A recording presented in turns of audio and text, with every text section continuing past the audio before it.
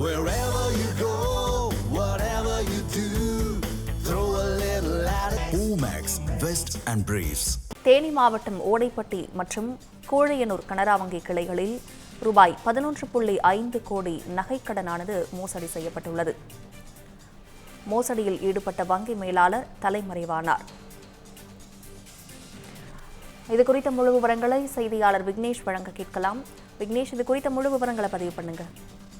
பவித்ரா, பார்த்தோன்னா தேனி மாவட்டம் ஓடைப்பட்டி மற்றும் கோழையனூர் ஆகிய பகுதிகளில் செயல்பட்டு வரும் கனரா வங்கி கிளைகளில் இந்த மோசடி நடைபெற்றது முதற்கட்ட விசாரணைகள் தெரிஞ்சிருக்கு. அதாவது பார்த்தீங்கன்னா ஓடைப்பட்டி கனரா வங்கி கிளையில கடந்த 3 ஆண்டுகளாக மேலாளராக பணியாற்றி வரும் கார்த்திக் என்பவர் மகளிர் சுயஉதவி குழு உறுப்பினர்கள் கடன் பெறுவதற்காக சமர்ப்பித்த ஆவணங்களையும் பயன்படுத்தி, அதாவது தவறாக பயன்படுத்தி அவர்களுக்கு தெரியாமலேயே போலி நகை கடன் ஆவணங்கள் தயாரித்தது கூறப்படுகிறது.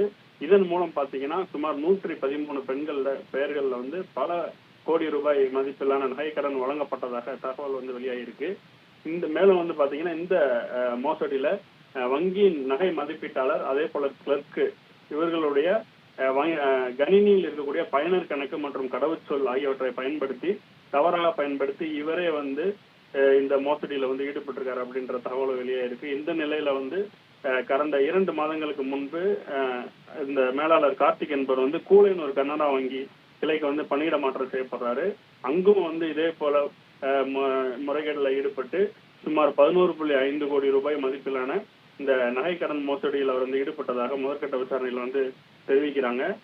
கூழையனூர் வங்கி கிளையில அதிகாரிகள் மேற்கொண்ட தணிக்கையின் போது நகை கடன் வழங்கப்பட்ட பதிவுகள் இருந்த நிலையில அதுக்கு ஈடாக வங்கியில அந்த நகைகள் இல்லாதது கண்டுபிடிக்கப்பட்டது.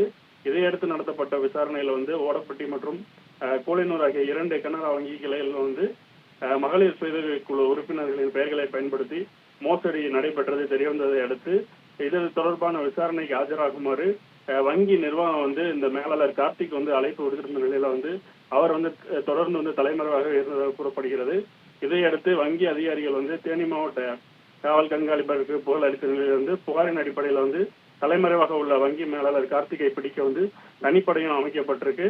இது மட்டும் இல்லாம சைபர் கிரைம் போலீசாரும் இந்த விவகாரம் தொடர்பாக தீவிர விசாரணையை மேற்கொண்டுட்டு வராங்க.